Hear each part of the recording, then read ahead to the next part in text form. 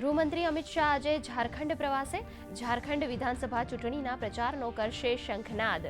રાંચીમાં ભાજપના 25,000થી વધુ કાર્યકરો સાથે કરશે સંવાદ।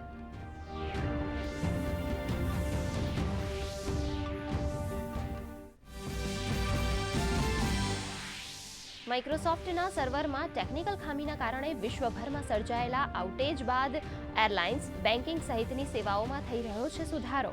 ભવિષ્યમાં પુનરાવર્તન ન થાય એ માટે સુધારો કરવા પર વિશ્વભરની કંપનીઓનું ધ્યાન।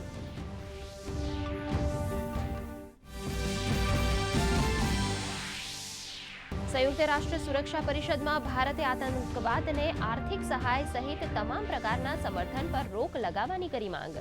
કયું સુરક્ષા સાથે જોડાયેલા પડકારોનો સામનો કરવા સ્થાનિક સંગઠનની મહત્વની ભૂમિકા।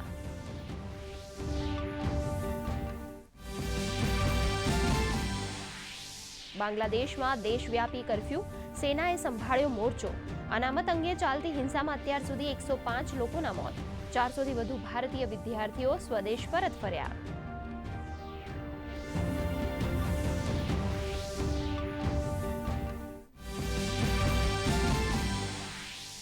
જ્ઞાનવાપી અને શૃંગાર ગૌરી કેસમાં આજે મહત્વની સુનાવણી।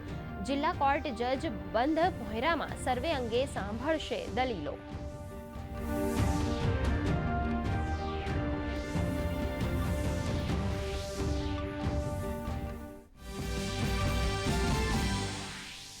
વહેલી સવારથી જ સૌરાષ્ટ્રમાં મુશળધાર વરસાદ। દ્વારકામાં સવારે 6 વાગ્યાથી 10 વાગ્યા સુધીના 4 કલાકમાં વરસ્યો 3.25 ઇંચ વરસાદ। જૂનાગઢ જિલ્લામાં પણ 2 ઇંચ વરસાદ।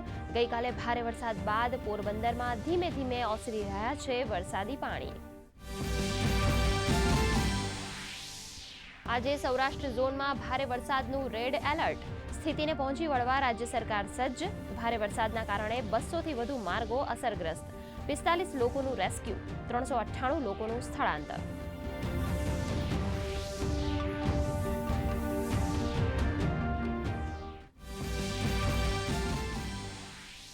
રાજ્યમાં ચાંદીપુરાના શંકાસ્પદ કેસનો આંક પહોંચ્યો 58 પર। અત્યાર સુધી કુલ 20 બાળકોએ ગુમાવ્યા જીવ। 4,300થી વધુ ઘરોમાં મેલેથિયોન પાવડરનો છંટકાવ। શાળાઓમાં તકેદારી રાખવા રાજ્ય સરકારે જિલ્લા શિક્ષણાધિકારીને આપી સૂચના। નડિયાદના ચકલાસી ગામની પ્રાથમિક શાળા બની રાજ્યની પ્રથમ સોલાર સંચાલિત એસી શાળા। શાળામાં ઉપલબ્ધ છે smart class, wifi, CCTV camera, અદ્યતન લાઇબ્રેરી સહિતની આધુનિક સુવિધાઓ।